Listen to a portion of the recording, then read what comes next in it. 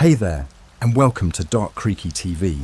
If you're new, hit that subscribe button for spine-tingling Reddit creepypasta stories that are perfect for a night of chilling thrills. Don't forget to share your thoughts in the comments below. Thanks for watching, and let's get into tonight's stories.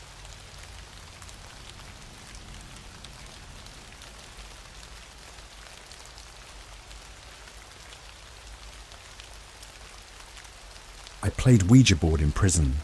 Worse is yet to come. Hey Reddit, I've never been one to post my experiences online, but I feel like I have to share this.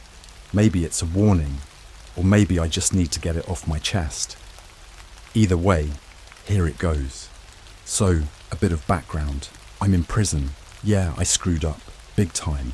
I was caught up in some stupid shit. Drugs, robbery, you name it. I'm not proud of it, but that's my reality. Been here for about 4 years now, and let me tell you, prison changes you. Not just in the, oh I learned my lesson way. It messes with your head. You see and hear things you never thought possible. But nothing, and I mean nothing, compares to what happened a few months ago. It all started when this new guy, Tommy, came in. Tommy was a weird dude, skinny, all tattoos and scars, with these eyes that seemed too big for his face. He kept to himself mostly, but when he talked, it was always about the occult, ghosts, demons, rituals, you name it. I figured he was just another nutcase trying to make a name for himself in here. One night, we were in the rec room. Lights were dim, and most of the guys were either asleep or keeping to their cells. Tommy, out of nowhere, pulls out a Ouija board. I didn't even know how the hell he got one in here. He looked around and asked if anyone wanted to play. Most laughed it off or ignored him, but a few of us were bored and stupid enough to give it a shot.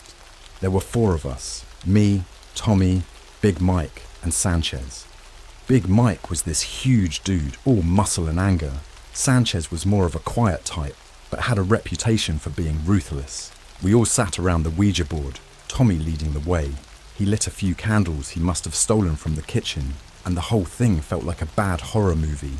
But whatever, we were in for a bit of fun. Tommy placed his fingers on the planchette and told us to do the same. He started with the usual, "Is anyone there?" crap. At first, nothing happened, and I was ready to call it quits. Then, the planchette moved.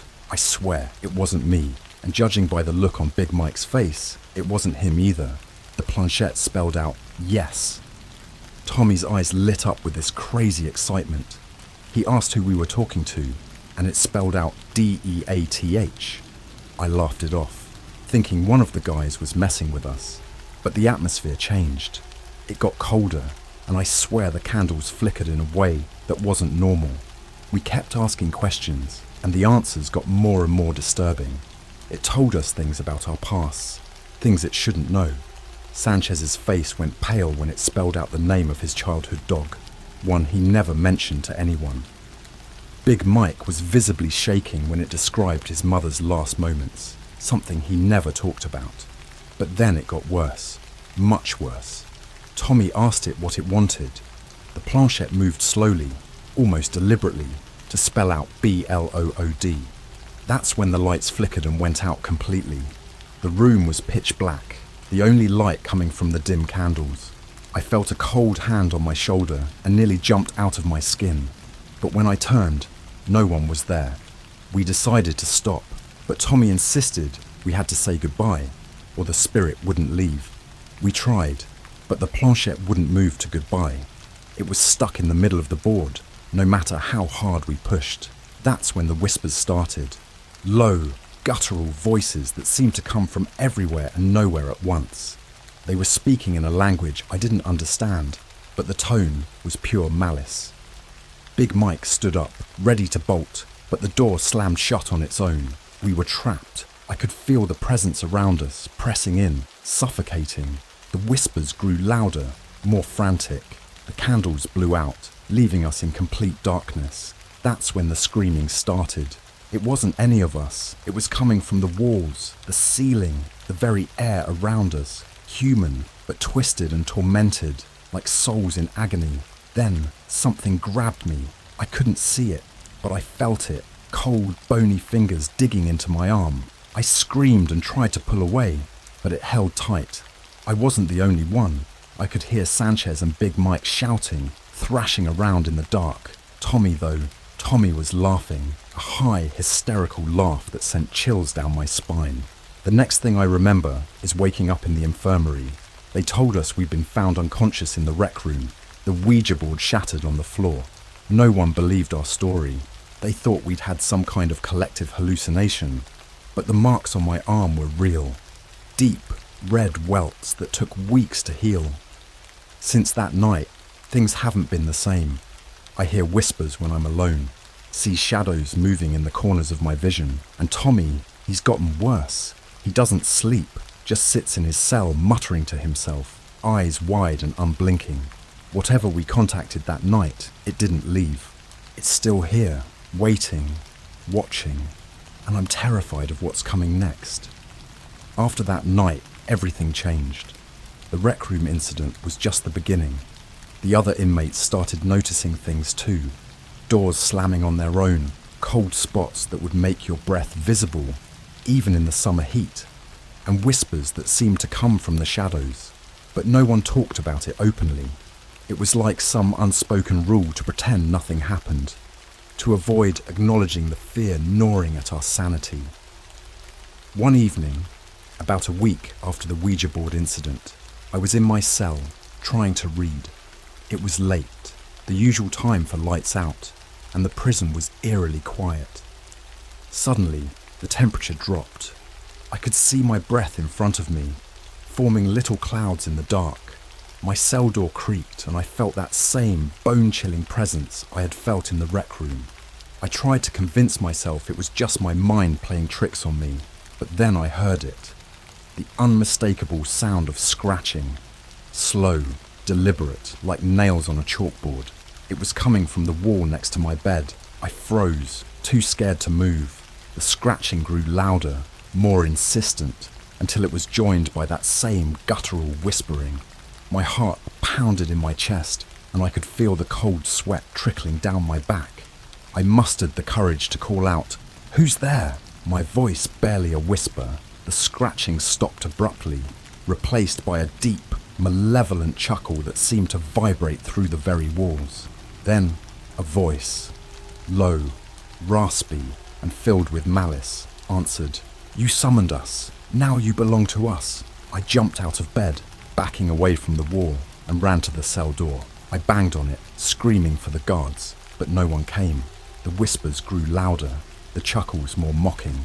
I felt something cold and wet touch my ankle, like a slimy hand, and I yanked my foot away, falling to the ground. The cold presence wrapped around me, and I could feel fingers, invisible yet solid, pressing against my skin, leaving icy trails of pain. I don't know how long I lay there, but eventually the presence faded, leaving me shivering and terrified on the floor. When the guards finally came, they found me in a state of shock. I told them I was sick, too scared to explain what really happened.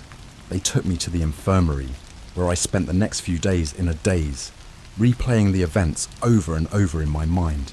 Meanwhile, Tommy was getting worse. His eyes had this hollow, haunted look, and he started talking to himself more frequently, arguing with unseen entities. One day, during lunch, he approached me. His voice was low, urgent. "They're angry," he said, his eyes darting around the room, as if he expected something to leap out of the shadows. "We didn't say goodbye. We broke the rules. Now they're here, and they won't leave until they get what they want." "What do they want?" I asked, dreading the answer. "Us," he whispered. "Our souls, our sanity. They thrive on fear and pain, and they're just getting started." That night, I couldn't sleep. Every creak, every groan of the prison building set my nerves on edge. Around midnight, the lights flickered and went out. I heard the familiar scratching sound, but this time it was louder, more aggressive. I pressed my back against the cell door, my eyes darting around in the darkness. Then, from the corner of my cell, a figure emerged. It was barely visible, a shadow within shadows, but its eyes, those burning, hateful eyes, stood out. They were fixed on me, and as it moved closer, I could see its twisted, contorted form. It was like a mass of darkness, shifting and writhing, and it stank of decay. I was paralyzed with fear, unable to scream, unable to move. The figure leaned in, its breath hot and rancid against my face. "You invited us," it hissed. "Now we'll never leave." The next thing I knew, I was being shaken awake by a guard. I had passed out, and according to him, I was screaming in my sleep. He didn't believe my story, of course, and I didn't blame him. It sounded insane, but I knew what I had seen, what I had felt, and I knew it wasn't over. In the following days, the hauntings became more frequent and intense. Other inmates started to notice too, though most were too scared to admit it. Whispers of cursed and haunted floated through the air, but no one dared to speak openly about it. Tommy was now a complete wreck, his mind clearly broken. He stopped eating, stopped sleeping, just sat in his cell, rocking back and forth, muttering incantations and pleas for mercy. One night, the guards found him dead. He had slashed his wrists with a piece of broken glass. His blood was everywhere, but what was more disturbing were the symbols he had drawn on the walls with it. Ancient occult symbols that I had seen in some of his books. His death was ruled a suicide, but I knew better. He had been driven to it by whatever we had unleashed. I tried to keep my head down, to stay out of trouble, but the hauntings continued. The shadows followed me, the whispers taunted me, and the cold, slimy touch haunted my every step. I knew it was only a matter of time before I ended up like Tommy, another victim of our foolish curiosity. And then, one day, a new inmate arrived. He was older, with a calm demeanour and a knowing look in his eyes. He introduced himself as Father O'Malley, a priest who had been imprisoned for reasons he didn't disclose. He must have sensed my fear, my desperation, because he approached me with a gentle smile. "You look troubled, my son," he said, his voice soothing. "Perhaps I can help." I didn't know if I believed him, but I was out of options. I told him everything, about the Ouija board, the hauntings, Tommy's death. He listened patiently, never interrupting, and when I was done, he nodded. "I've dealt with such things before," he said. "There is a way to end this, but it won't be easy." Desperation gave me the strength to agree. That night, Father O'Malley and I prepared for the ritual. We gathered what little we could, a makeshift altar, a few candles, and a Bible. As we started, I felt the familiar chill, the presence of the entities we had summoned. Father O'Malley began to pray, his voice strong and unwavering. The candles flickered, and the shadows grew restless, but he didn't falter. I felt the cold hands again, gripping my arms, my legs, but I held on to his words, his faith. The room filled with an oppressive darkness, and the whispers turned into screams. I saw the twisted figures again, their eyes burning with hatred, but Father O'Malley's voice cut through the chaos. With a final, powerful prayer, there was a blinding flash of light, and the shadows recoiled, screaming in agony. When the light faded, the room was still. The oppressive presence was gone, and for the first time in weeks, I felt warm. Father O'Malley looked exhausted, but relieved. "It's done," he said, his voice barely a whisper.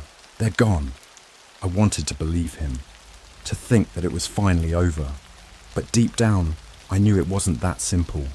We had messed with forces we didn't understand, and the cost was higher than I could have ever imagined. The prison felt different after that night, less oppressive, but the scars remained. I still hear whispers sometimes, see shadows out of the corner of my eye. I know they're waiting, watching, biding their time, and I can't shake the feeling that the worst is yet to come. Life in prison became a strange semblance of normalcy after the ritual. The cold spots disappeared, the whispers faded, and the shadows stopped creeping just out of sight. Father O'Malley's presence had brought a temporary peace, but the tension in the air was still palpable. It felt like the calm before a storm, and I couldn't shake the feeling that something worse was on the horizon. One night, a few weeks after the ritual, I was jolted awake by a loud bang. My cell door had swung open on its own. I stumbled out, my heart pounding, and saw that the other cell doors were also open. Inmates were standing in the hall, confused and scared. The guards were nowhere in sight. Suddenly, the lights flickered and went out, plunging us into darkness. Panic set in. I heard shouts, the sound of feet pounding on the concrete, and then the whispers returned. But these weren't the low, guttural whispers from before. These were loud, urgent, and filled with anger. I tried to find Father O'Malley. I knew he would have some idea of what to do. As I moved through the darkness, I saw shadows darting around me, faster than before. I could hear the sound of chains rattling, and the walls seemed to pulse with a life of their own. I found him in the chapel, kneeling in front of the altar, his face pale and strained. He looked up as I approached, and I could see the fear in his eyes. "They're back," he said, his voice trembling. "Stronger than before. The ritual wasn't enough. We only angered them." "What do we do?" I asked, desperation creeping into my voice. "We need to leave this place," he replied. "The prison is a beacon for them now. We need to find a way out." Easier said than done. The prison was on lockdown, and with the power out, the electronic gates were sealed shut. But we didn't have a choice. Father O'Malley and I made our way through the darkened halls, trying to avoid the panicking inmates and the ever-present shadows. As we moved, the whispers grew louder, turning into screams of rage. I could feel the cold, clammy hands brushing against me, trying to pull me back. Father O'Malley led us to the guard's office, hoping to find a way to manually override the gates. The office was empty, the guards nowhere to be seen. We found the control panel, but it was smashed, wires hanging loose, sparking intermittently. "They knew we would come here," Father O'Malley said, his voice grim. "We need another way." Just then, we heard a blood-curdling scream from down the hall. Sanchez came running toward us, his face twisted in terror. "They got Big Mike," he shouted. "They dragged him into the walls." Before we could react, the walls themselves seemed to ripple, and a dark, twisted figure emerged. It was one of the entities, more solid and terrifying than before. Its eyes burned with a malevolent light, and its body was a mass of writhing shadows. Father O'Malley stepped forward, holding up his cross. "Leave this place," he commanded, his voice strong and unwavering. The entity laughed, a sound that chilled me to the bone. "You cannot banish us, priest," it hissed. "This is our domain now." The figure lunged at us, and we barely managed to dodge. Father O'Malley began to pray, louder and more urgently than before, but the entity didn't flinch. It swiped at Sanchez, catching him in the side.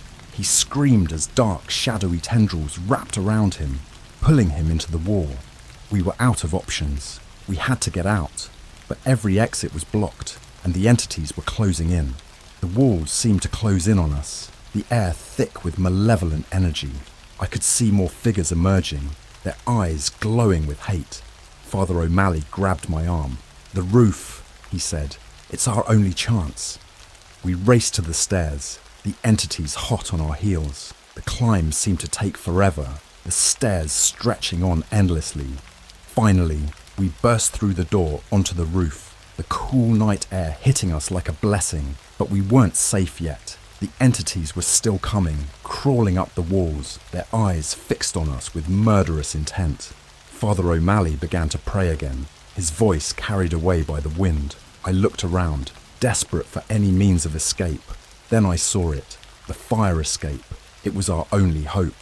"This way!" I shouted, grabbing Father O'Malley and pulling him toward it. We scrambled down the fire escape, the entities right behind us. As we reached the ground, I felt a sharp pain in my leg.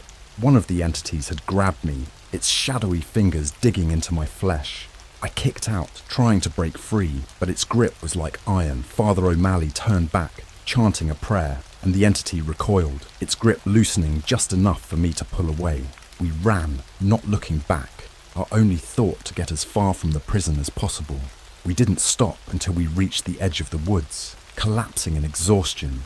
The prison loomed behind us, dark and foreboding, the screams of the inmates echoing in the night. "We can't stay here," Father O'Malley said, his voice barely a whisper. "They'll come for us." He was right. We needed to keep moving, to find a place where the entities couldn't reach us. But as we stumbled into the woods, I couldn't shake the feeling that we were only delaying the inevitable. The entities were powerful, relentless, and they wanted us. And no matter how far we ran, they would find us. We didn't stop moving until dawn broke. The woods were thick, almost suffocating, but they offered a temporary refuge. Father O'Malley and I finally collapsed by a stream, our bodies aching and minds frazzled. The sounds of the forest were a stark contrast to the chaos we had just escaped, but the sense of dread lingered. "We need to find a safe place," Father O'Malley said, his voice weak but determined. "Somewhere sacred, where they can't reach us." I nodded, too exhausted to speak. We had no supplies, no plan, but we had to keep going. The entities weren't just after us. They were drawn to anyone who crossed their path. We couldn't risk leading them to another town or settlement. As we trudged through the forest, the shadows seemed to follow us, always just at the edge of our vision. Every rustle of leaves, every snap of a twig made my heart race. I could feel their presence, a constant, malevolent force, waiting for us to let our guard down. After hours of wandering, we stumbled upon an old, abandoned church. It was nestled deep in the woods, forgotten by time. The building was in disrepair, but it still had an air of sanctity about it. Father O'Malley's eyes lit up with hope. "This might work," he said, pushing open the creaking doors. Inside, the church was dark and musty, but it felt like a sanctuary. We lit a few candles we found in the altar and settled down, hoping for some respite. Father O'Malley started setting up a makeshift altar, arranging the candles and placing his cross at the centre. "We'll need to bless this place," he explained, "strengthen its sanctity to keep them out." As he began to pray, I couldn't help but feel a sense of unease. The church was supposed to be a place of safety, but I couldn't shake the feeling that we were still being watched. The shadows outside the windows seemed to grow darker, more oppressive. Then, the whispers started again, faint at first, barely audible over Father O'Malley's prayers, but growing louder with each passing moment. They were angry, filled with a hatred that made my skin crawl. Father O'Malley's voice wavered, but he continued, his prayers growing more fervent. The candles flickered, and I saw dark shapes moving in the corners of the room. They were here, pushing against the sanctity of the church, trying to break through. A sudden gust of wind blew through the church, extinguishing the candles. We were plunged into darkness, the only light coming from the moon filtering through the broken windows. The whispers turned into screams, and I could feel the cold, clammy hands reaching for us again. Father O'Malley grabbed my arm, his grip surprisingly strong. "We need to hold our ground," he said. "They can't enter as long as we keep the faith." But it was easier said than done. The entities were relentless, their presence growing stronger, more aggressive. The air grew thick with a foul, rotten stench, and I could see the walls beginning to warp and twist, as if reality itself was bending under their influence. Suddenly the doors burst open, and a flood of darkness poured in. The entities were no longer just shadows. They had form, substance, twisted, contorted figures with eyes that burned like coals. They moved with an unnatural grace, their movements fluid and predatory. Father O'Malley held up his cross, chanting louder, but the entities didn't stop. One of them lunged at him, and he barely managed to dodge. The figure recoiled, hissing, but another took its place, and then another. They were everywhere, surrounding us. I grabbed a piece of broken wood, brandishing it like a weapon. It felt futile, but it was all I had. I swung at the nearest entity, but it passed through it like smoke, reforming behind me. I felt cold hands grab my shoulders, pulling me back. Father O'Malley was struggling too, his prayers faltering as the entities closed in. One of them slashed at him, leaving deep, dark gashes across his chest. He cried out in pain, but continued to pray, his voice now a desperate plea. Then, a blinding light filled the church. The entities screamed, recoiling from the light. It was coming from Father O'Malley's cross, glowing with an intense, holy light. The entities writhed and twisted, their forms disintegrating in the light's purity. The light grew brighter, pushing the entities back, forcing them out of the church. I felt the hands release me, and the oppressive presence lift. The church was filled with a peaceful, serene silence. The entities were gone. Father O'Malley collapsed, the light from his cross fading. I rushed to his side, but it was too late. The wounds were too severe, and he was slipping away. He looked at me, his eyes filled with a strange mix of sorrow and relief. "Remember," he whispered, his voice barely audible. "Faith is our shield. Never lose it." And with that, he was gone. I sat there, holding his lifeless body, feeling a deep sense of loss. He had sacrificed himself to save us, but I knew it wasn't over. The entities had been pushed back, but they were still out there, waiting. I buried Father O'Malley behind the church, marking his grave with a simple cross. I stayed in the church for a few days, trying to gather my strength and figure out my next move, but the whispers never completely stopped, and I knew I couldn't stay there forever. With a heavy heart, I left the church and ventured back into the woods. I didn't know where I was going, but I knew I had to keep moving. The entities were still hunting me, and I couldn't let them win. I left the old church with a sense of foreboding. Father O'Malley's sacrifice had given me a brief respite, but I knew the entities wouldn't be gone for long. The woods felt darker, more oppressive, as if the shadows themselves were watching my every move. I had no destination, only the desperate need to keep moving. Days turned into weeks as I wandered through the forest, always on edge, always listening for the telltale whispers. I survived on what little I could find, berries, roots, occasionally catching a small animal. Sleep was fleeting, plagued by nightmares of the entities and their burning eyes. One night, as I was huddled by a small fire, I heard it again, the whispering. It was faint but unmistakable. My heart raced, and I quickly doused the fire, plunging myself into darkness. I could see the shadows moving between the trees, closing in. Desperate, I ran. Branches scratched at my face. Roots threatened to trip me, but I didn't stop. I could hear them behind me, their whispers growing louder, more frantic. The forest seemed to twist and turn, the path constantly shifting. It felt like a labyrinth designed to trap me. Just when I thought I couldn't run any longer, I stumbled into a clearing. In the center stood an old, decrepit mansion, its windows dark and empty. It looked abandoned, but it was my only option. I sprinted towards it, hoping the walls would provide some protection. Inside, the mansion was a maze of decaying rooms and broken furniture. I barricaded myself in a small room, hoping the entities couldn't follow me inside. For a moment, everything was silent. I allowed myself to catch my breath, but I knew it was only temporary. As I explored the mansion, I found evidence that someone had lived there not too long ago. Tattered clothes, half-eaten food, and scribbled notes. The notes were disturbing, filled with ramblings about dark forces and shadowy figures. One note, in particular, caught my eye.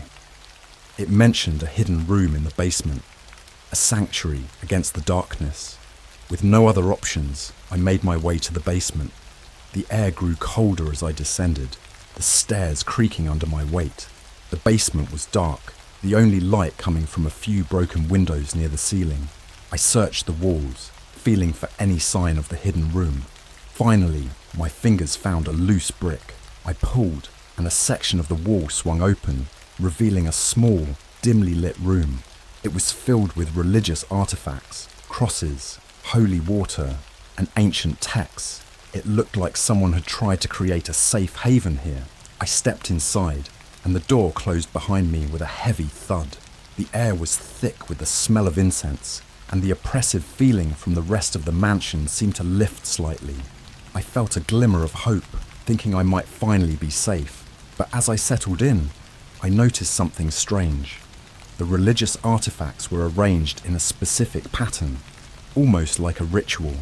The texts were written in languages I couldn't understand, filled with symbols and diagrams. It looked like someone had been trying to summon something or keep something at bay. I decided to stay in the hidden room, hoping the artifacts would keep the entities out. But the longer I stayed, the more uneasy I felt. The whispers started again, faint but persistent.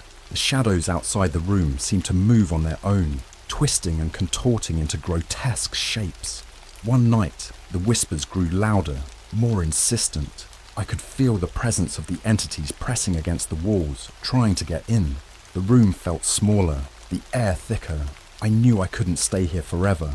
Desperate, I turned to the texts, trying to find anything that might help. Most of it was incomprehensible, but I found one passage that seemed to offer a solution. It spoke of a ritual to banish dark forces, but it required a great sacrifice. My blood ran cold as I realized what it meant. I had to decide, stay and risk the entities breaking in, or perform the ritual and hope it worked. The thought of sacrificing myself was terrifying, but I couldn't let the entities win. I prepared the room, arranging the artifacts as described in the text. With a deep breath, I began the ritual. I chanted the words, feeling the air grow colder, the shadows pressing closer. The room shook, and I could hear the entities screaming, their voices filled with rage. The pain was intense, like knives cutting into my flesh, but I continued, driven by desperation. As I completed the ritual, there was a blinding flash of light. The entities screamed one last time, a sound that seemed to echo through my very soul. Then, silence. The oppressive presence lifted, the shadows retreating.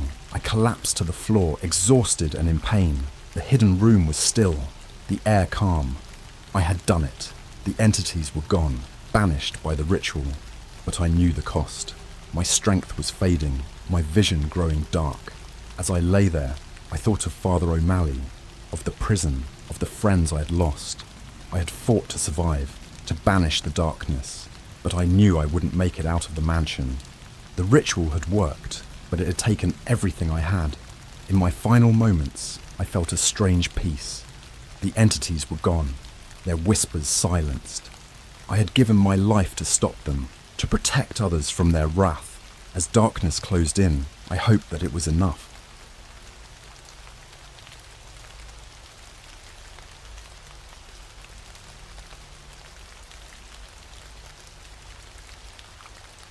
I called my dead cousin with the Ouija board. He told me where he hides his treasure before he was killed. Hey everyone, this is my first post here, but I really need to get this off my chest. I've been having trouble sleeping, and I keep seeing things in the dark corners of my room. This all started a few weeks ago, and I can't shake the feeling that something is horribly wrong. Maybe writing it all down will help. It all began when my cousin Tommy died. Tommy was like a brother to me, and we grew up together. We were only a year apart, so we were always inseparable. When he was found dead in his apartment, it hit me like a ton of bricks. The police said it was a burglary gone wrong, but something about it never sat right with me. They found him in a pool of his own blood, his throat slit ear to ear, but there were no signs of a struggle, no broken windows, no forced entry. I couldn't stop thinking about it. Tommy was a strong guy. He wouldn't have gone down without a fight. I started drinking heavily, trying to numb the pain, but it didn't help. One night, drunk out of my mind, I came across an old box of our childhood stuff. Buried at the bottom was a Ouija board we used to mess around with as kids. In my drunken state, I thought, why not? I set it up in my living room, lit some candles for the atmosphere, and sat down with the planchette in my hands. I didn't really expect anything to happen. I was just trying to feel close to Tommy again. I asked the usual questions. Is anyone there? Can you hear me? Nothing happened. I was about to pack it up when I thought of one last thing to ask. Tommy, are you here? The planchette jerked violently under my fingers. I almost dropped it. Slowly it started to move. My heart was pounding so hard I thought it would burst out of my chest. Y-E-S, it spelled out. I froze. This wasn't happening. It had to be a trick of my mind. But then it moved again. H-E-L-P. I felt a cold sweat break out on my forehead. I asked, how can I help you, Tommy? B-E-H-I-N-D. I spun around, but there was nothing there. Just my dark living room. I turned back to the board, shaking. What do you mean, behind? D-I-G. Dig where? I asked, my voice barely a whisper. B-A-S-E-M-E-N-T. I didn't have a basement, but Tommy did. His old house was still empty. No one had moved in since his death. My mind raced. What could be buried there? Was it a clue to his murder? I had to know. The next day, hungover and sleep deprived, I drove to Tommy's house. It felt wrong breaking in, but I couldn't go to the cops with this. They'd think I was crazy. The place was exactly as he'd left it, a time capsule of his life. Dust covered everything, and the air was thick with the smell of mold and decay. I found the basement door and hesitated. Something about it felt off, like a warning, but I pushed it aside and went down the creaky wooden steps. The basement was dark and cold, filled with old furniture and boxes. I found a shovel in a corner and started digging in the dirt floor, feeling ridiculous but desperate. After about an hour, I hit something solid. My heart raced as I cleared the dirt away. It was an old wooden box, heavy and covered in cobwebs. I pried it open with trembling hands. Inside was a mess of papers, jewellery and some old coins. It looked like Tommy had been hoarding things, maybe stolen goods. But then I saw it. A small leather-bound journal with Tommy's handwriting. I opened it, my hands shaking. The first few pages were normal, just day-to-day stuff. But then it got dark. Tommy wrote about feeling watched, about hearing whispers at night. He mentioned a man with a scarred face who came to him in his dreams, promising riches if he did terrible things. At first, Tommy thought it was just nightmares, but then he started finding things, money, jewellery, hidden in his apartment, without any memory of how they got there. The last entry chilled me to the bone. It was dated the night he died. He said, "Tonight's the night. I don't want to do it, but I can't stop him. He's coming. If I die, find the treasure. It's the only way to stop him." I felt a cold hand grip my heart. I looked around the dark basement, suddenly feeling like I wasn't alone. I heard a whisper, soft but clear as day. "Leave." I dropped the journal and ran, not stopping until I was back in my car. I drove home, shaking, and locked every door and window. That night, I had the worst nightmares of my life. I saw Tommy, his throat slit, reaching out to me, mouthing words I couldn't hear.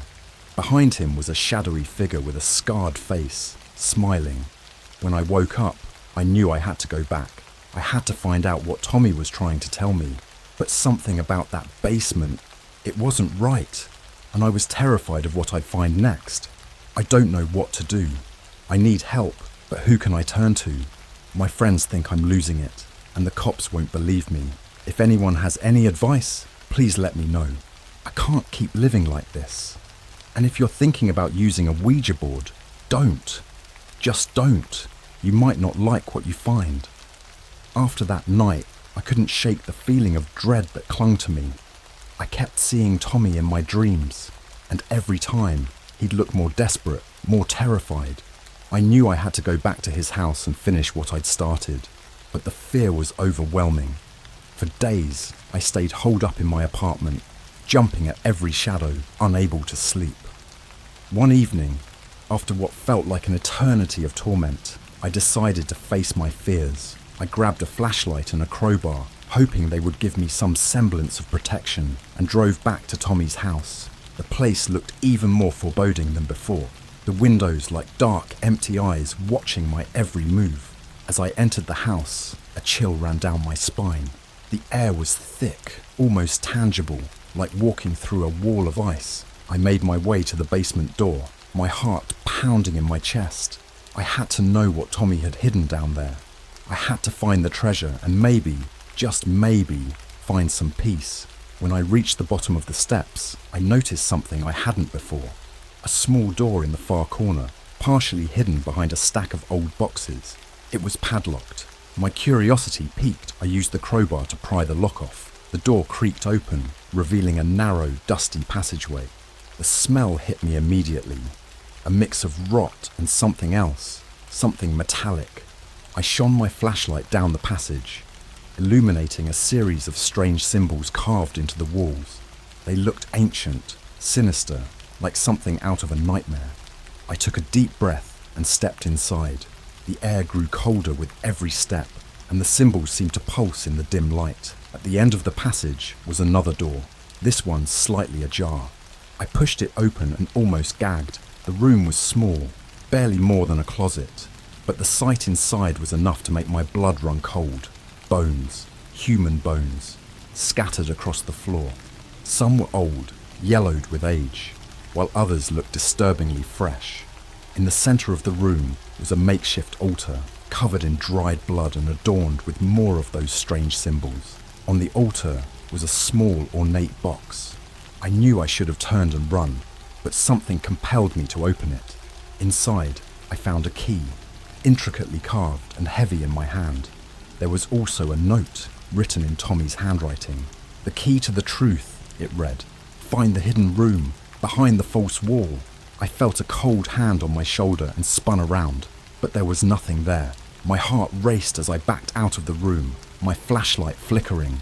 I had to get out of there, but I couldn't leave without finding that hidden room. I needed answers, and I had a feeling that key was the only way to get them. Back in the main basement, I searched for anything that could be a false wall. After what felt like hours, I found it, a section of the wall that sounded hollow when I knocked on it. Using the crowbar, I pried it open, revealing a hidden door. My hands trembled as I inserted the key and turned it. The door swung open, revealing a dimly lit room. The walls were covered in more of those eerie symbols, and in the center of the room was a large wooden chest. I approached it cautiously, every nerve in my body screaming at me to turn back. But I couldn't stop now. I had to know what Tommy had hidden here. I opened the chest and gasped. Inside were stacks of old photographs, each one depicting scenes of unimaginable horror, bodies mutilated and posed in grotesque positions, their faces twisted in agony. I felt bile rise in my throat as I flipped through them, each one worse than the last. Then I found it, a photograph of Tommy, bound and gagged, terror in his eyes. Behind him stood the shadowy figure with the scarred face, holding a knife to Tommy's throat. My hands shook as I realized what I was looking at. These weren't just random victims. They were all people Tommy knew, people who had disappeared over the years. Suddenly, I felt a presence behind me. I turned slowly, my flashlight flickering, and saw him, the man with the scarred face, standing in the doorway, his eyes gleaming with malice. "You shouldn't have come back," he whispered, his voice like nails on a chalkboard. I dropped the flashlight and ran, blind with terror. I stumbled up the stairs and out of the house, not stopping until I reached my car. I drove home, shaking, my mind racing with what I'd seen. I knew now that Tommy had been caught up in something far darker than I could have imagined. And now, so was I. That night, the dreams were worse. Tommy appeared, his face contorted in pain, blood pouring from his throat. He tried to speak, but no sound came out. Behind him, the scarred man watched, smiling. I woke up drenched in sweat, my heart pounding. I knew I couldn't keep this to myself any longer. I had to find out who that man was and what he wanted. But most of all, I had to find a way to end this nightmare before it consumed me too. If anyone out there has any idea what these symbols mean, or who that scarred man could be, please, I'm begging you, help me. I can't do this alone. The next few days were a blur of paranoia and fear. I barely ate, barely slept. Every time I closed my eyes, I saw Tommy's face, heard his silent screams. The scarred man was always there, lurking in the shadows of my mind. I couldn't escape it. I needed answers, and I needed help. I spent hours online, searching for anything that might explain the symbols I'd seen. Forums, old books, anything that might give me a clue. Finally, I found something, a website dedicated to occult symbols and their meanings. One of the symbols matched what I'd seen in the basement. It was an ancient sigil, used in rituals to summon dark entities and bind them to the physical world. The more I read, the more I realized how deep this went. Tommy hadn't just stumbled onto something bad. He'd been drawn into a world of dark magic and sacrifice. The scarred man was no ordinary killer. He was some kind of cult leader, using these rituals to gain power and wealth. I needed to find someone who knew more about this. I reached out to the website's administrator, explaining my situation. To my surprise, I got a response almost immediately. The admin, who called himself Astaroth, agreed to meet me in person. Desperate for answers, I agreed. We met at a dingy diner on the outskirts of town. Astaroth was a thin, nervous-looking man with wild eyes. He didn't say much at first, just listened as I poured out my story. When I finished, he nodded slowly. "You're dealing with something far beyond what you can handle alone," he said. "The man you saw, the Scarred Man, is a high priest in a cult known as the Order of the Black Sun. They worship an ancient entity, a demon that grants them power in exchange for blood sacrifices." I felt a chill run down my spine. This was worse than I'd imagined. "How do I stop him?" I asked, my voice trembling. Astaroth looked at me with a mix of pity and fear. "Stopping him won't be easy. The rituals bind him to this world, making him nearly invincible. But there might be a way. If you can destroy the items he uses to perform the rituals, it might weaken him enough to be vulnerable."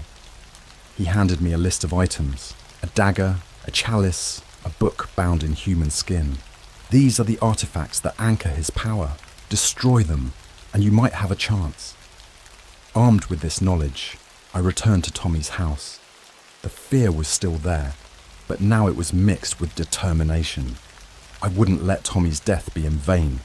I had to see this through, no matter the cost. The house was as dark and foreboding as ever. I made my way to the basement, my flashlight casting long, flickering shadows.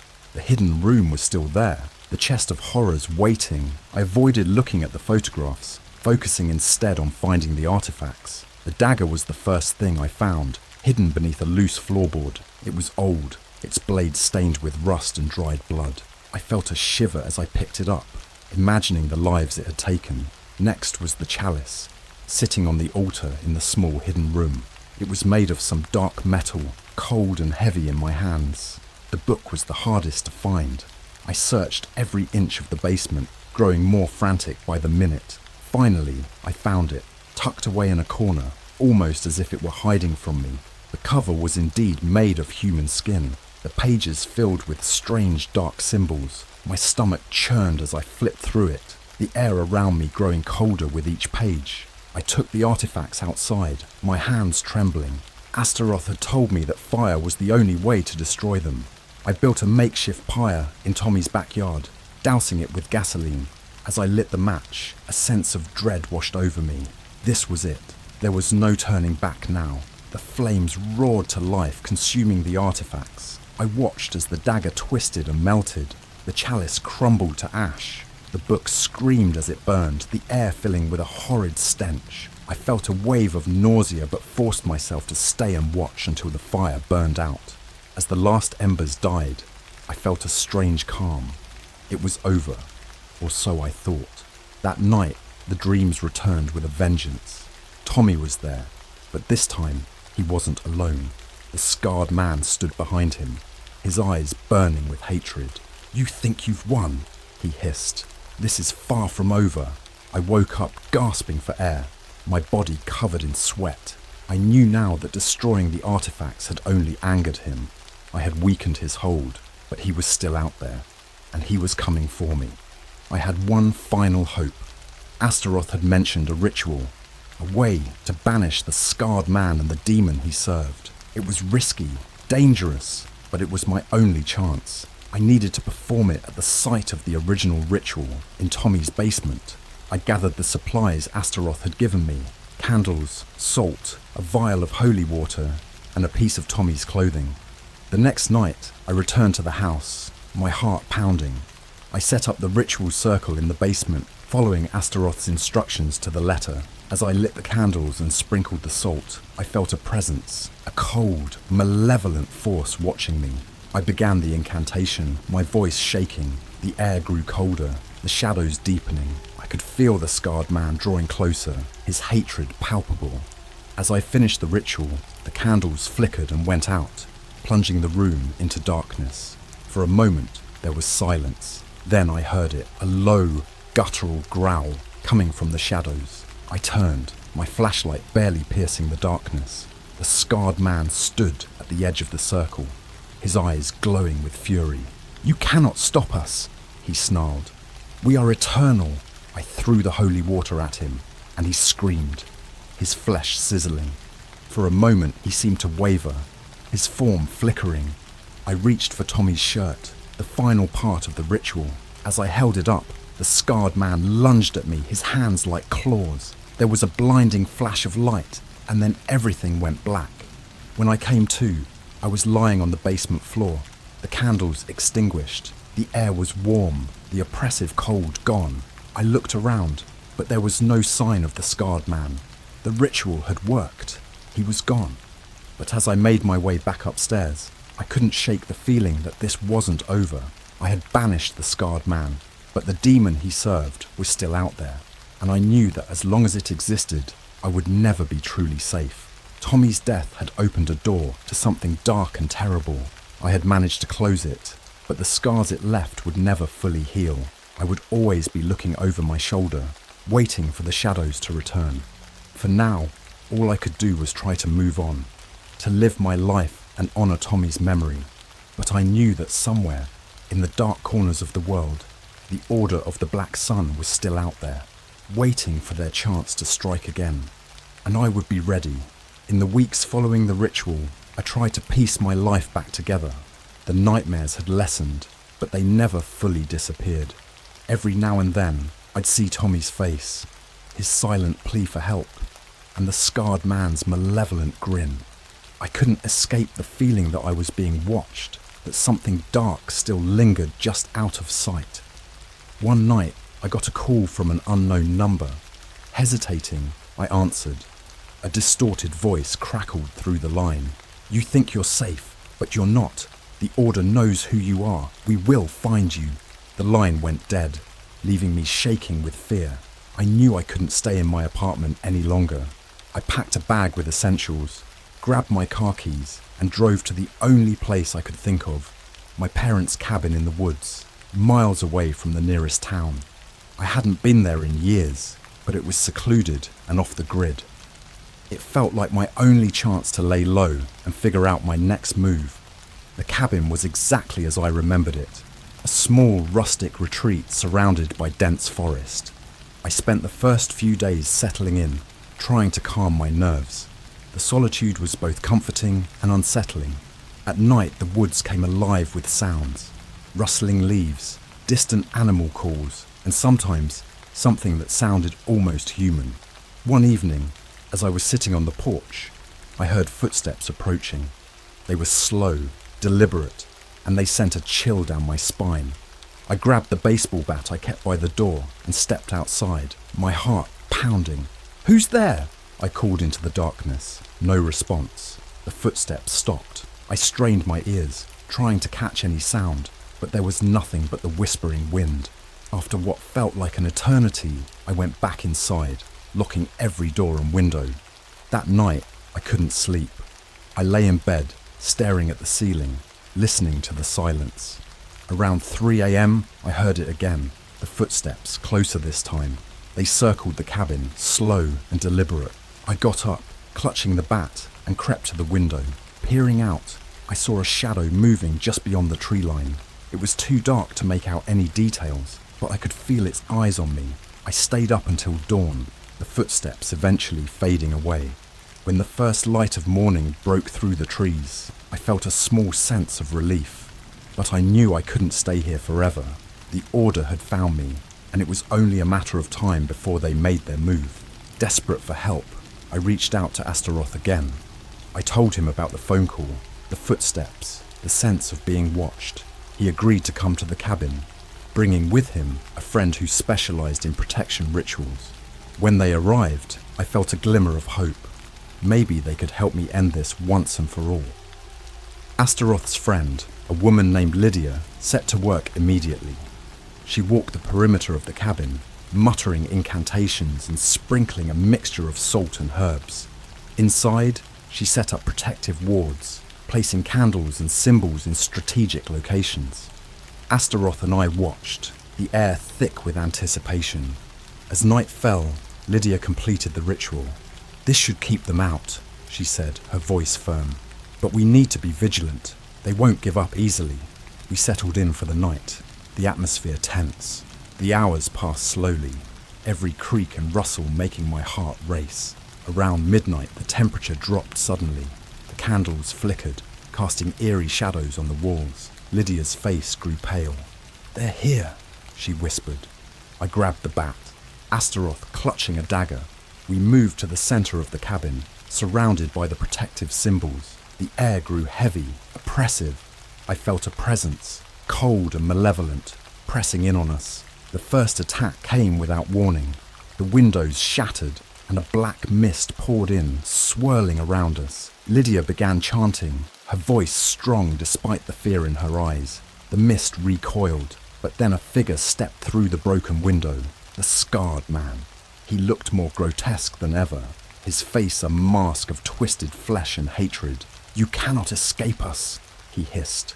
"The Order will have your soul." Astaroth lunged at him with the dagger, but the scarred man moved with unnatural speed, knocking him aside. Lydia's chanting grew louder, the candles flaring brightly. The mist writhed, as if in pain, but it didn't dissipate. I swung the bat, but the scarred man caught it effortlessly, his grip like iron. He threw me across the room, and I hit the wall hard, the breath knocked out of me. As I struggled to get up, I saw Lydia grab a vial of holy water and throw it at the scarred man. He screamed as it hit him, his flesh sizzling, but he didn't retreat. Lydia turned to me, her eyes wide with fear. "The ritual isn't enough. We need something stronger." Desperation took hold. "What do we do?" I gasped. She hesitated. Then her eyes fell on the journal I'd taken from Tommy's basement. "The journal," she said. "There might be something in there, a way to banish him." With trembling hands, I grabbed the journal and flipped through the pages, looking for anything that might help. As I reached the final entry, I saw a passage I'd overlooked before. A spell of banishment, written in Tommy's handwriting. It was risky, dangerous, but it was our only hope. I began to read the incantation, my voice shaking. The scarred man advanced on me, but Lydia and Astaroth blocked his path, their faces set with determination. The air grew colder, the shadows deeper, but I kept reading, the words flowing from my lips like a lifeline. The scarred man roared, a sound that shook the very walls of the cabin. The mist writhed violently, the candles flickering wildly. I felt a force pressing down on me, trying to silence the words, but I pushed through, the incantation growing louder and stronger. As I reached the final line, the scarred man lunged at me, his eyes burning with hatred. But then, there was a blinding flash of light, and he was gone. The mist dissipated, the air growing warm again. Silence fell, the cabin returning to its eerie calm. We stood there, breathless, the weight of what had just happened sinking in. The scarred man was gone, banished, but the fear remained. The Order was still out there, and I knew they wouldn't stop until they had what they wanted. Lydia looked at me, her eyes filled with both relief and worry. "You did it," she said, "but this isn't over. You need to be careful. They will come for you again." Astaroth nodded, his face grim. "We'll help you," he said, "but you need to stay vigilant. The Order of the Black Sun is relentless. They'll find another way to get to you." As they left the cabin, I felt a sense of uneasy peace. I had won a battle, but the war was far from over. The shadows still lingered, and I knew that somewhere the Order was watching, waiting for their next move. For now, all I could do was stay hidden, stay prepared, and hope that I would be ready when they came for me again. The darkness had been pushed back, but it was still there, lurking at the edges of my vision, a constant reminder of the terror that had invaded my life.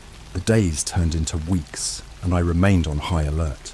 The quiet of the cabin was a double-edged sword.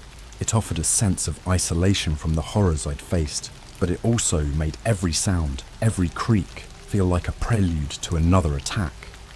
Astaroth and Lydia checked in regularly, providing me with more protective charms and advice on how to stay safe. But deep down, I knew this was just the calm before the storm.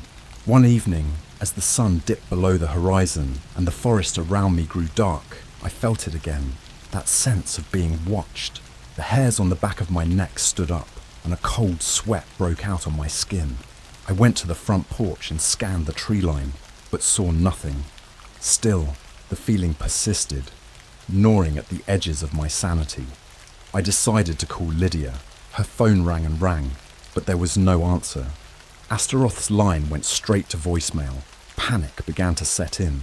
Had the order already reached them? I needed to know they were safe. Grabbing my keys, I got into my car and headed towards Lydia's place, my heart pounding with each passing mile. The drive was a blur of dark roads and dense trees. When I arrived, Lydia's house was dark, eerily silent. I banged on the door, calling her name, but there was no response. I felt a chill in the air, the same oppressive cold that had filled Tommy's basement. Something was very wrong. I forced the door open and stepped inside. The house was a mess. Furniture overturned, papers scattered everywhere. It looked like there had been a struggle. My stomach tightened as I made my way through the house, calling out for Lydia. In the living room, I found her, lying on the floor, unconscious but breathing. Relief washed over me as I checked her pulse. It was weak, but she was alive. Before I could react further, I heard a sound behind me. I turned and saw the scarred man standing in the doorway, a twisted smile on his face. My blood ran cold. He shouldn't have been able to find us, not after the banishment. But here he was, more menacing than ever. "You thought you could escape," he sneered, his voice dripping with malice. "But you can't. The Order of the Black Sun will always find you." He stepped forward, and I backed away, my mind racing. I had to protect Lydia, had to find a way to stop him for good. Then I remembered something Astaroth had said, about the demon that gave the Order its power. If I could break their connection to the demon, maybe I could weaken the scarred man enough to defeat him. I grabbed a nearby lamp and swung it at the scarred man, but he dodged effortlessly, laughing as he did. "Pathetic," he said, advancing on me. Desperate, I searched the room for anything that might help. My eyes fell on an old, ornate mirror hanging on the wall. Astaroth had mentioned mirrors could be used to trap spirits. It was a long shot, but it was all I had. I yanked the mirror off the wall and held it up. The scarred man paused, his eyes narrowing. "What do you think you're doing?" he growled. "Ending this," I replied, praying I was right. I began chanting an incantation Lydia had taught me, focusing all my will on the mirror. The scarred man lunged at me, but as his hand touched the mirror's surface, a blinding light filled the room.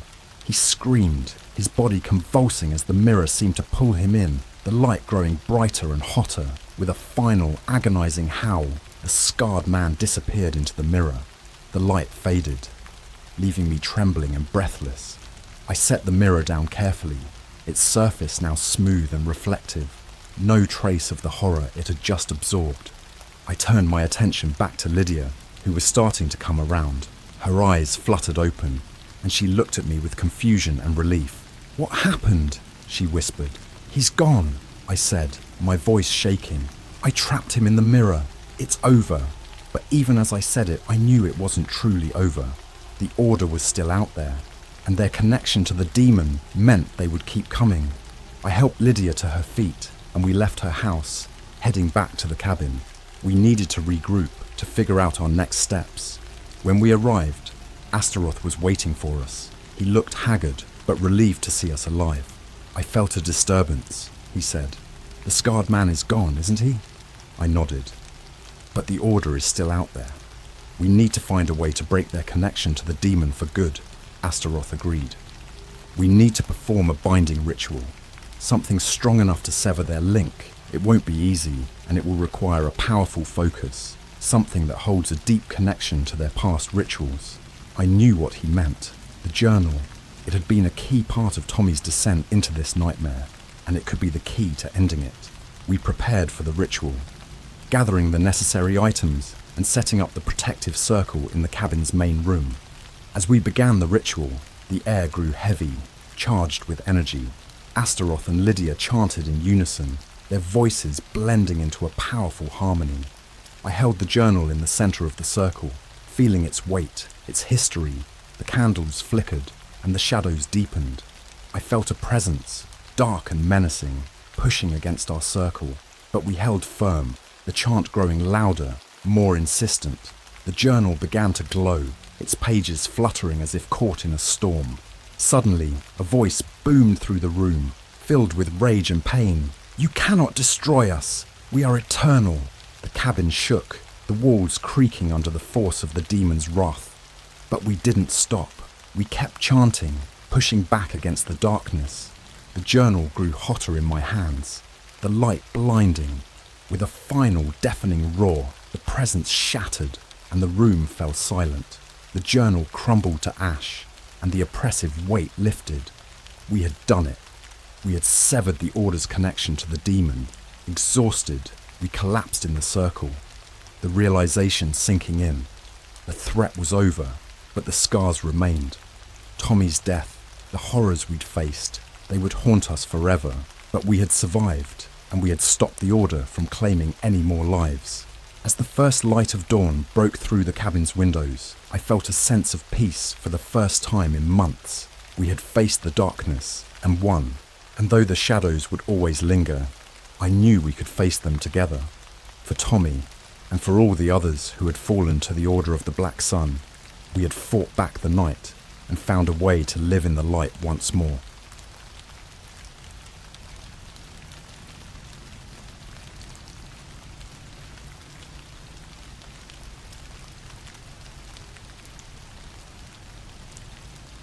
I found out I have an aunt with the Ouija board. She exposed her worst secret about my mother. Hey Reddit, this is going to sound insane, but I need to get it off my chest. I'm not looking for sympathy, just, I don't know, maybe validation? Anyway, here it goes.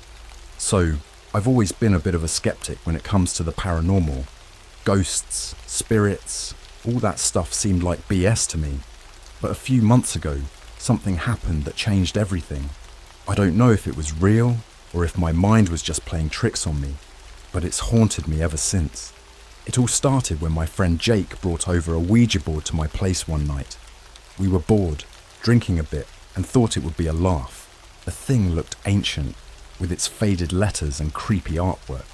I remember joking about summoning demons and whatnot, but deep down, I was curious. We dimmed the lights, lit some candles, and sat down around the board. "Are there any spirits here with us?" Jake asked, his voice trembling with exaggerated drama. We laughed, but my heart was pounding. I know it sounds stupid, but there was this sudden chill in the room. The planchette started moving, and at first I thought Jake was screwing with me.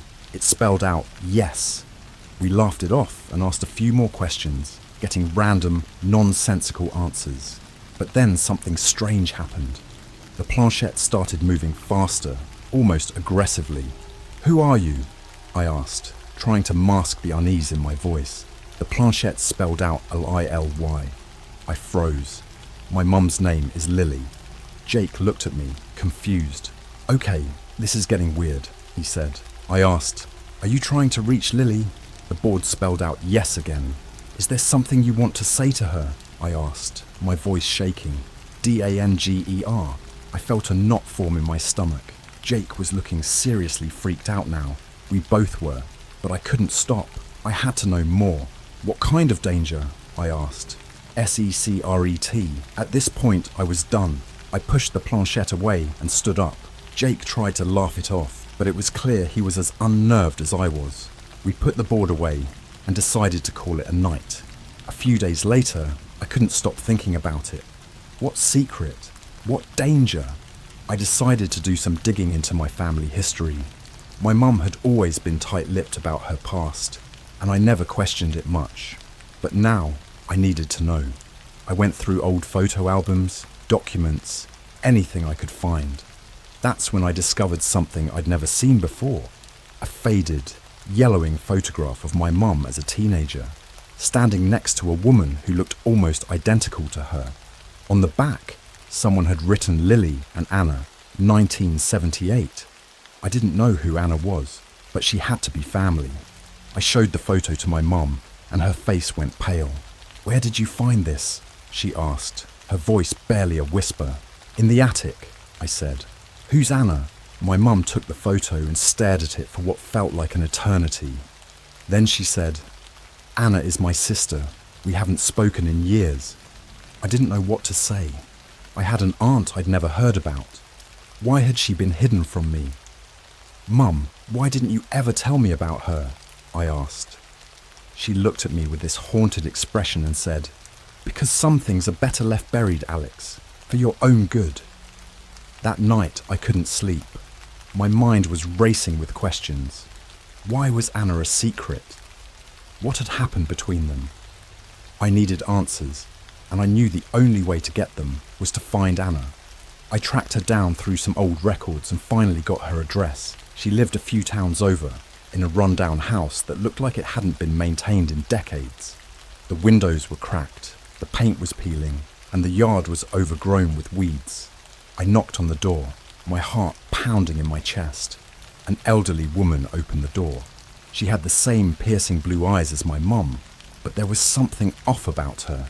She looked at me with suspicion, and for a moment I thought she was going to slam the door in my face.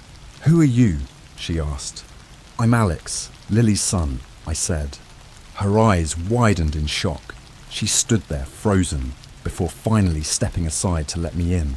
The inside of her house was even worse than the outside. Dust-covered furniture, stacks of old newspapers, and a musty smell that made me want to gag. She led me to the living room and motioned for me to sit. "So, Lily finally sent you," she said, her voice bitter. "No, she didn't send me. I found out about you by accident," I said. "I want to know what happened between you two." She laughed, but there was no humour in it. "Of course you do. But are you ready for the truth?" I nodded, my heart racing. Anna took a deep breath and began to tell me a story that would change everything I thought I knew about my family. When we were kids, Lily and I were inseparable. We did everything together. But as we got older, things changed. Lily met a man, your father, and they fell in love. But there was something wrong with him, something dark. I tried to warn her, but she wouldn't listen. They got married, and things seemed fine for a while. But then things got bad. She paused, looking like she was trying to hold back tears. "Your father had a temper. He would hurt her, Alex. I tried to intervene, but he threatened me too. One night, things got out of control. I came over to their house and found him standing over her, his hands covered in blood. I grabbed a knife and..." She couldn't finish the sentence. I felt like I was going to be sick. "I killed him, Alex. I killed your father to save your mother.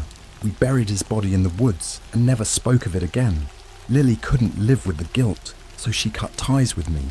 But now, after all these years, I had to tell someone. You needed to know the truth." I sat there stunned. My entire life had been a lie.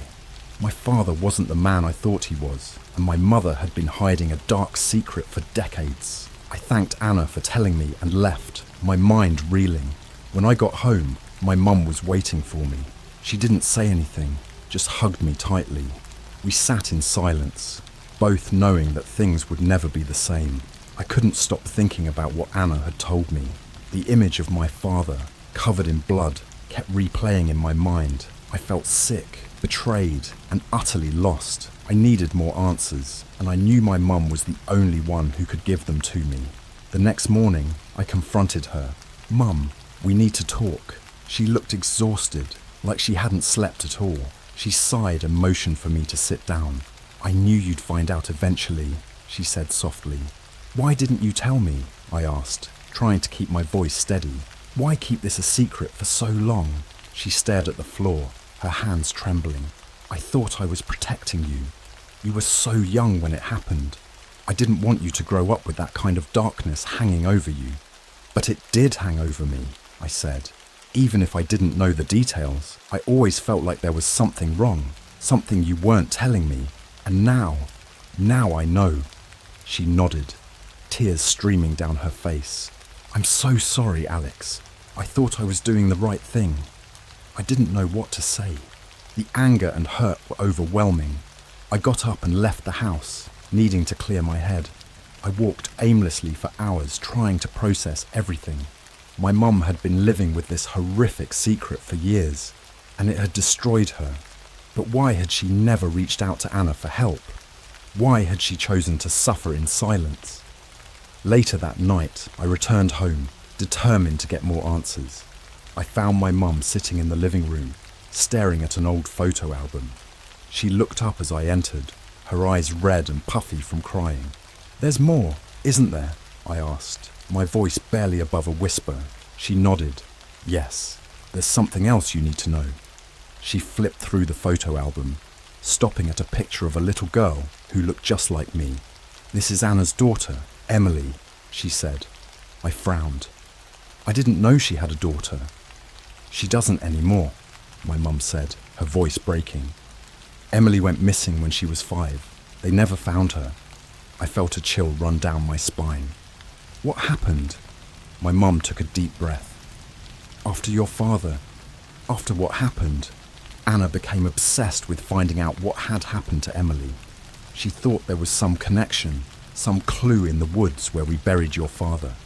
She spent years searching, but she never found anything. Eventually, she gave up and moved away, trying to forget." "But why didn't you help her?" I asked, my anger returning. "Why did you just let her suffer alone?"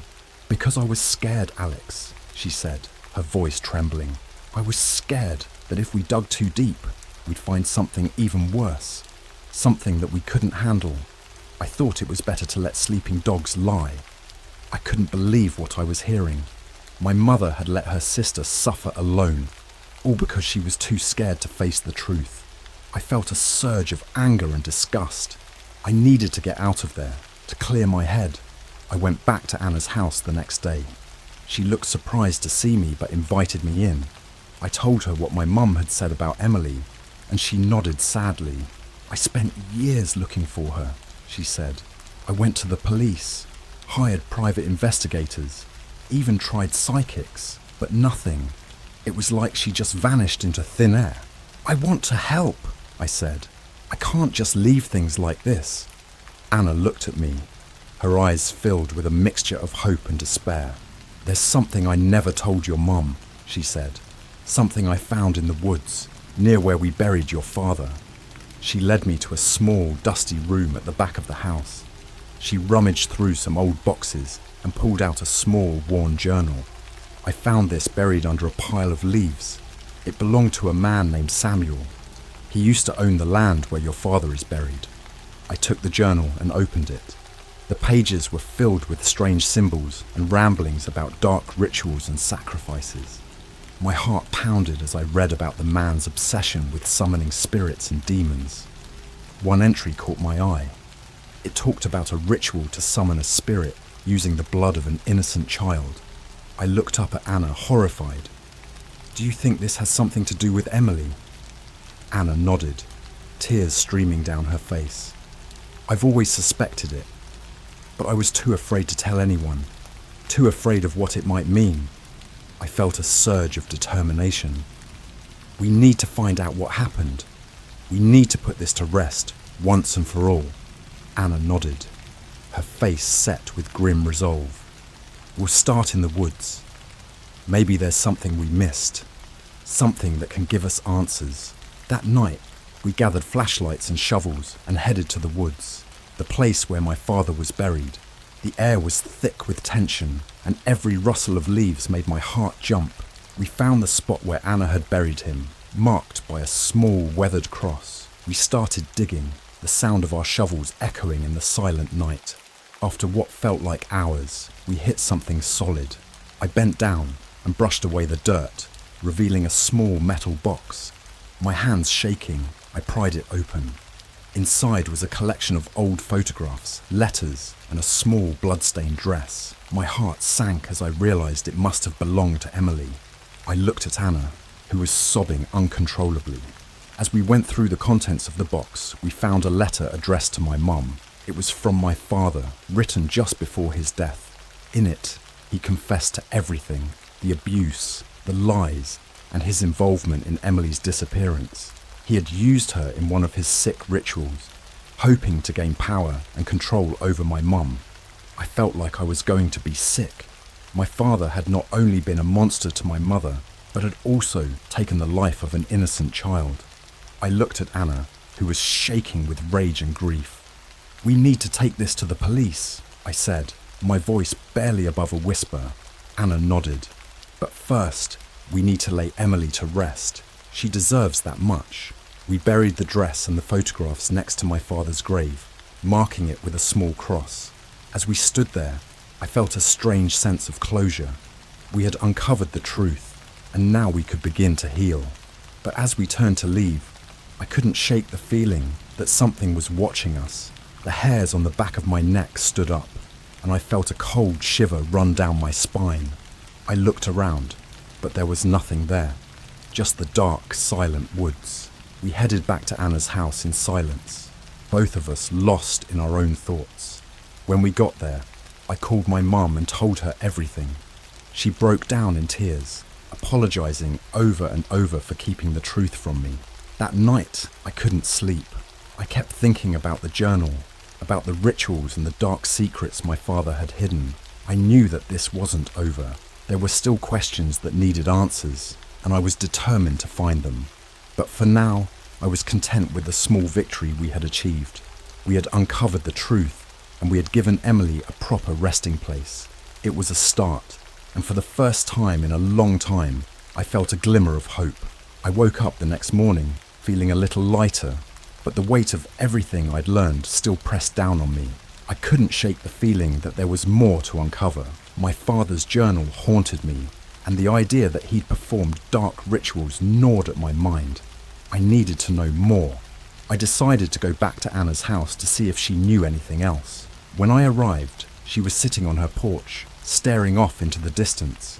She looked up as I approached, and I could see the exhaustion in her eyes. "I've been thinking about what we found," I said, sitting down next to her. "I need to know more about these rituals. Do you know where Samuel's house used to be?" Anna nodded slowly. "It's deep in the woods, not far from where we found the box. I've only been there once. It's a creepy place, Alex. Be careful." I felt a mix of fear and determination. I had to see it for myself. Anna insisted on coming with me, despite my protests. She said she needed to see it again, to find some closure. We trekked through the woods, the silence only broken by the occasional rustle of leaves or snap of a twig.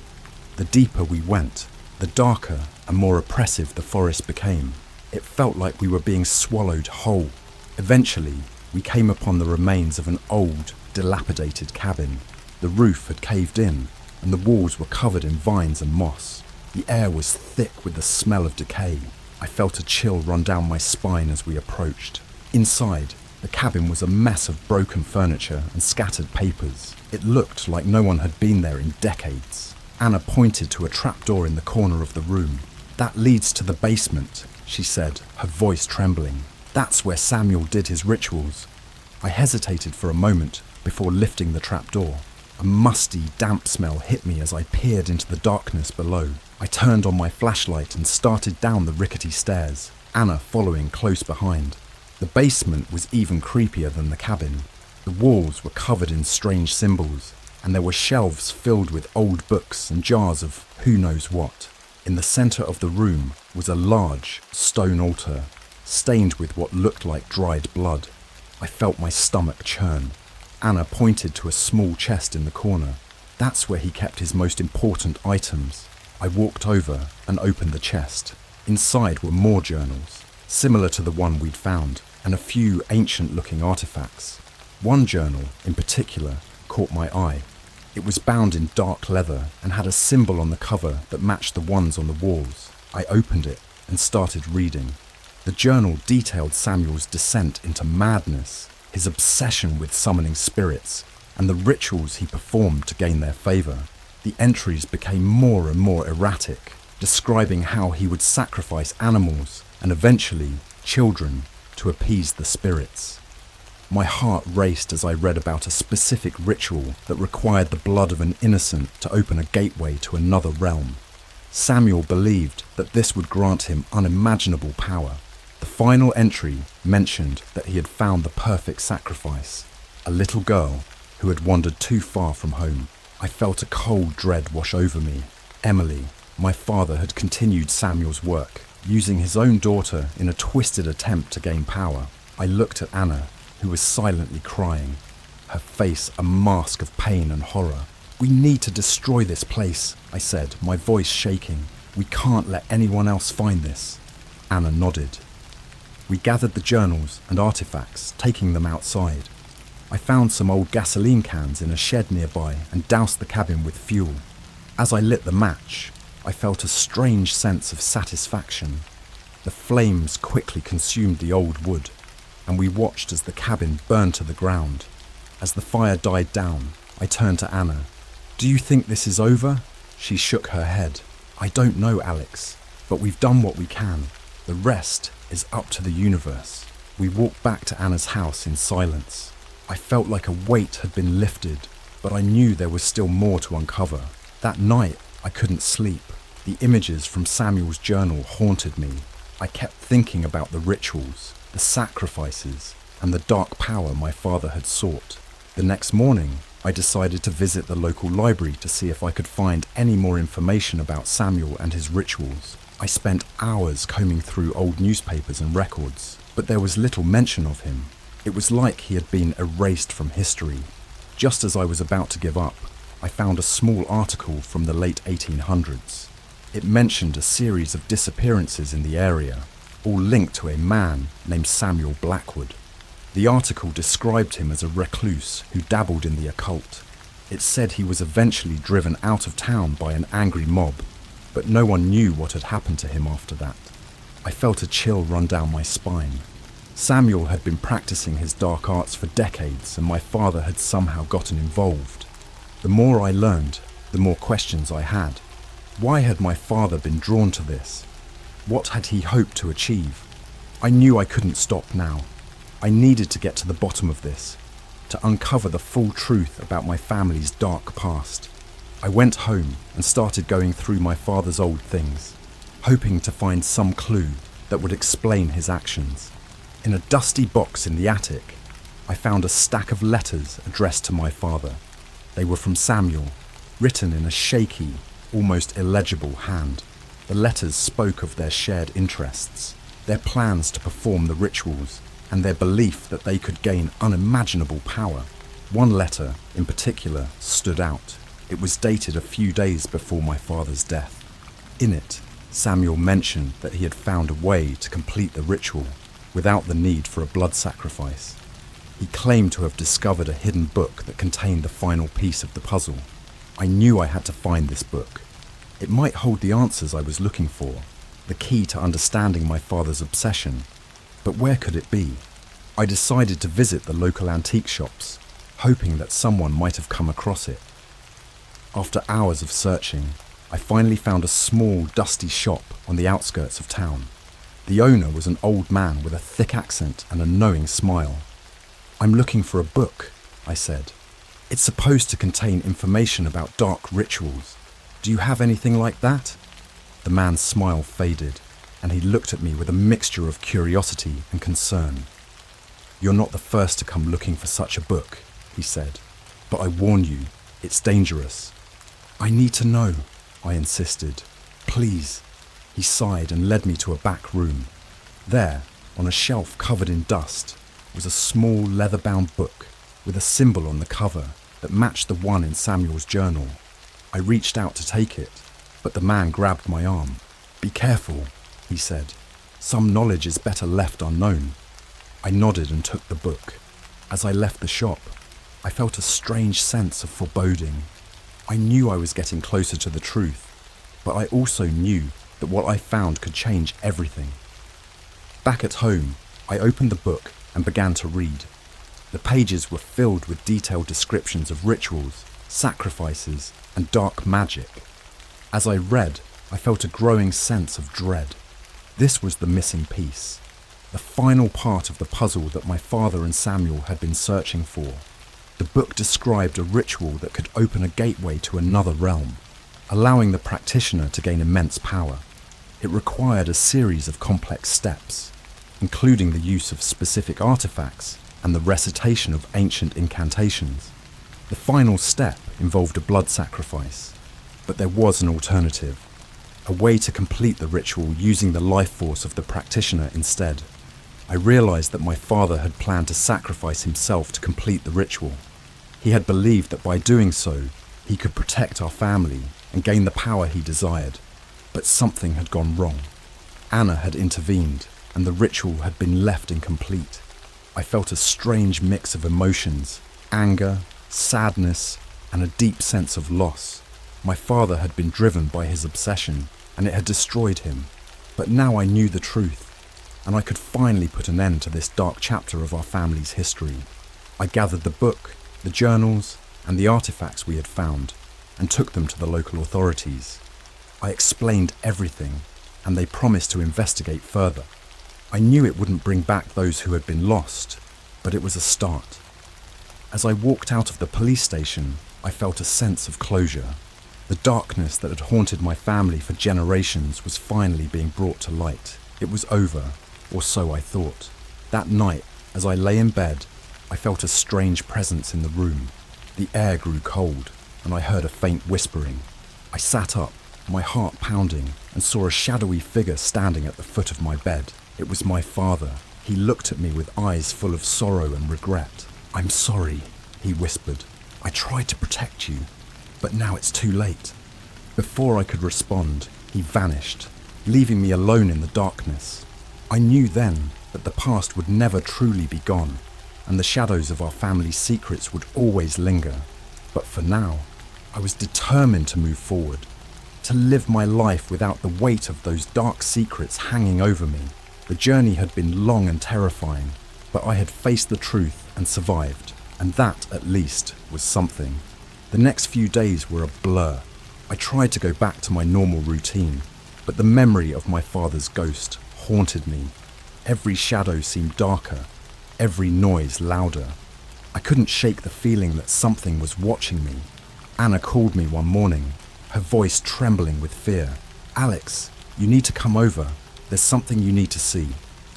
When I arrived at her house, she was pacing back and forth in the living room. She led me to the kitchen and pointed to the window. Outside, carved into the ground, were the same strange symbols from Samuel's journals. My heart sank. "How did this happen?"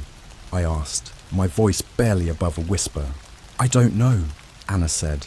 "I woke up this morning and they were just there." We decided to investigate further. We grabbed our flashlights and headed back into the woods, following the trail of symbols. As we walked, the air grew colder, and an eerie silence fell over the forest. It felt like we were walking into a nightmare. Eventually, we came to a clearing. In the center was a large, flat stone with the same symbols carved into it. Surrounding the stone were what looked like makeshift altars, each one adorned with old, rotting animal carcasses. The smell was overwhelming, and I had to fight the urge to vomit. "This is where Samuel performed his rituals," Anna said, her voice shaking. "I've never seen it before, but I can feel it." I nodded, unable to speak. The place felt wrong, like the very air was tainted with evil. We approached the stone, and I noticed something strange. There were fresh bloodstains on it, still wet and glistening in the dim light. "What the hell?" I muttered, my mind racing. "Who did this?" Anna looked just as terrified as I felt. "We need to get out of here, Alex. Now." As we turned to leave, we heard a low, guttural growl. I spun around, shining my flashlight into the darkness. For a moment I thought I saw something move, a shadow, or maybe an animal, but it was gone before I could be sure. We ran back to Anna's house, our hearts pounding. Once inside, we locked the doors and sat down to catch our breath. "What the hell is going on?" I asked, my voice shaking. "I don't know," Anna said, "but I think whatever Samuel was trying to summon, whatever he was doing with those rituals, it's not finished, and now it's after us." I felt a cold dread settle over me. The thought of facing whatever dark force my father and Samuel had been involved with was terrifying, but I knew we couldn't just run from it. We had to find a way to stop it. We decided to reach out to a local historian who specialized in the occult. His name was Dr. Hargrove, and he lived in a small, cluttered house on the edge of town. When we arrived, he greeted us with a wary look. "I've heard about you two," he said, motioning for us to sit down. "You've stirred up quite a bit of trouble." We explained everything: the Ouija board, the journals, the rituals, and the symbols in the woods. Dr. Hargrove listened intently, his expression growing more serious by the minute. "It sounds like you've stumbled upon something very old and very dangerous," he said. Samuel Blackwood was notorious for his dark practices. He believed he could gain power by summoning entities from another realm, but those entities require sacrifices, and they are never satisfied. They always want more. I felt a chill run down my spine. So what can we do? How do we stop it? Dr. Hargrove sighed. Stopping it won't be easy. You need to break the connection between our world and theirs. That means destroying the altars, the symbols, everything. And you need to do it during the next full moon, when the barrier between realms is at its weakest. The next full moon was only a week away. We didn't have much time.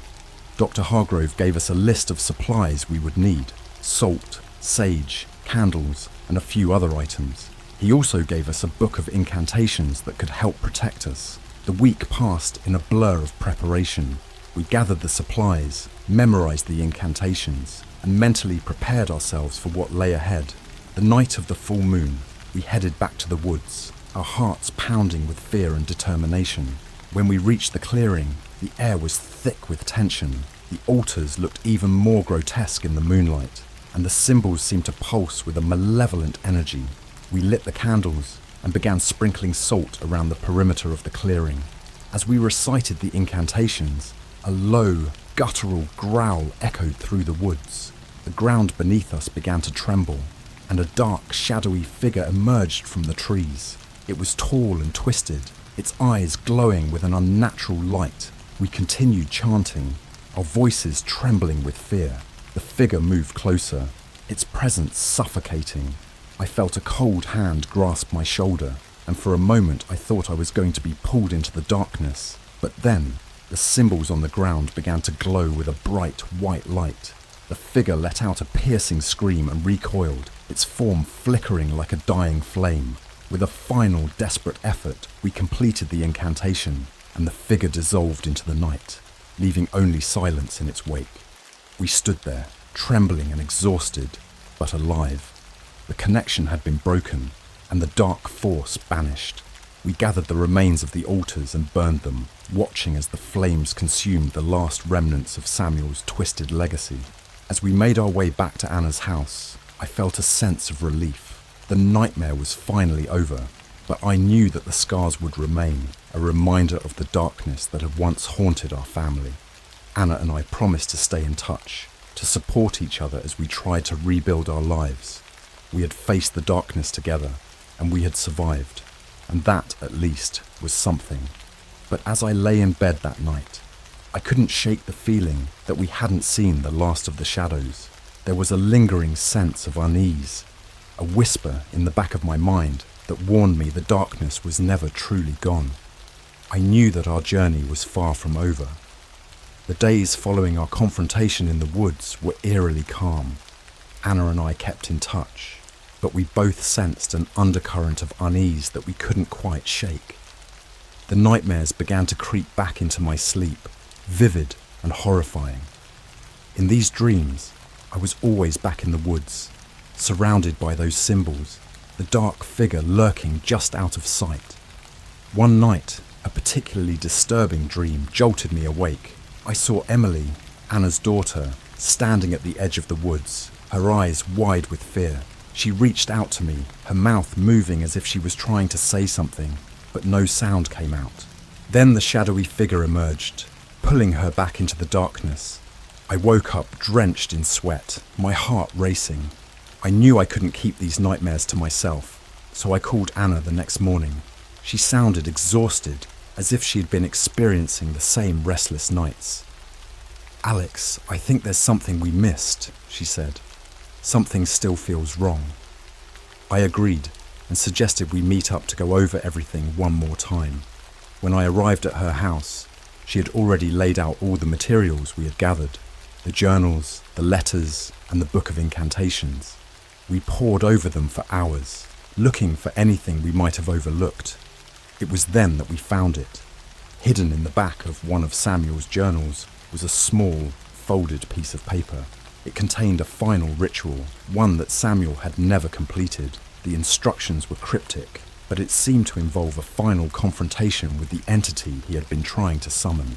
"We have to finish this," Anna said, her voice steady. "For Emily, for everyone." The final ritual needed to be performed at the site of the original altar, but this time it required the presence of a blood relative of Samuel's. My heart sank as I realized that meant me. We waited until nightfall and made our way back to the clearing. The moon was high in the sky, casting an eerie glow over the woods. The air felt heavy with anticipation. We set up the candles and the other items required for the ritual, my hands shaking the entire time. As I stepped into the center of the clearing, Anna began to recite the incantations. The symbols on the ground started to glow faintly, and a cold wind whipped through the trees. I could feel the presence of the entity, lurking just beyond the edge of the light. I followed the instructions on the paper, cutting my palm and letting a few drops of blood fall onto the stone altar.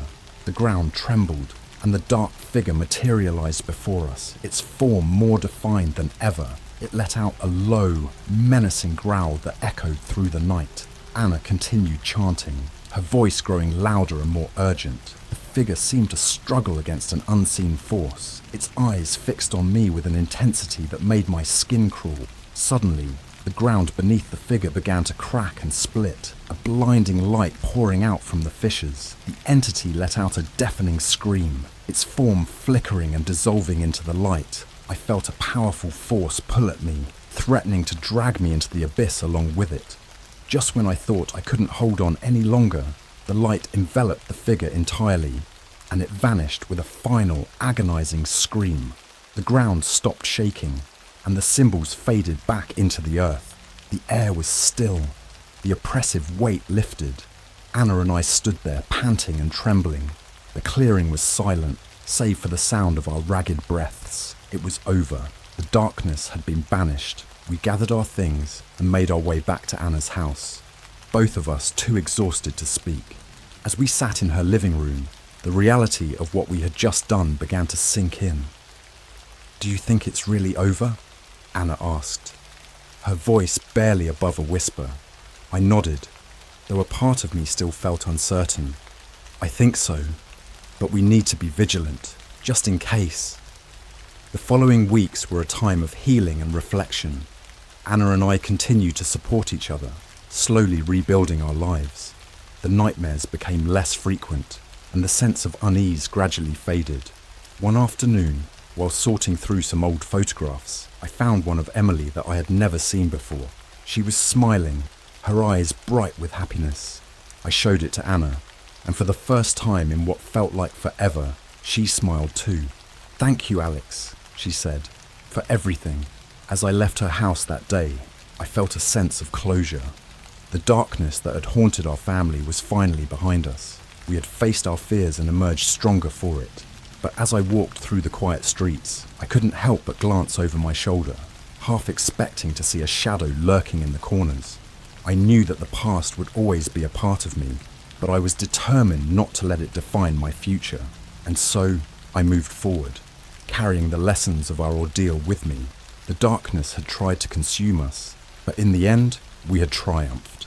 Our story was one of survival, of facing the unknown and coming out the other side. The shadows would always be there, lurking at the edges of our lives, but we had found the strength to confront them, to shine a light into the darkest corners. And that, I realized, was the true victory. As I lay in bed that night, I felt a sense of peace. The journey had been long and harrowing, but it had led me to a place of understanding and resilience. I closed my eyes, ready to embrace the future with newfound hope. For the first time in a long time, I slept soundly, free from the nightmares that had once plagued me. The darkness was still there, but it no longer had power over me. I had faced it, and I had won.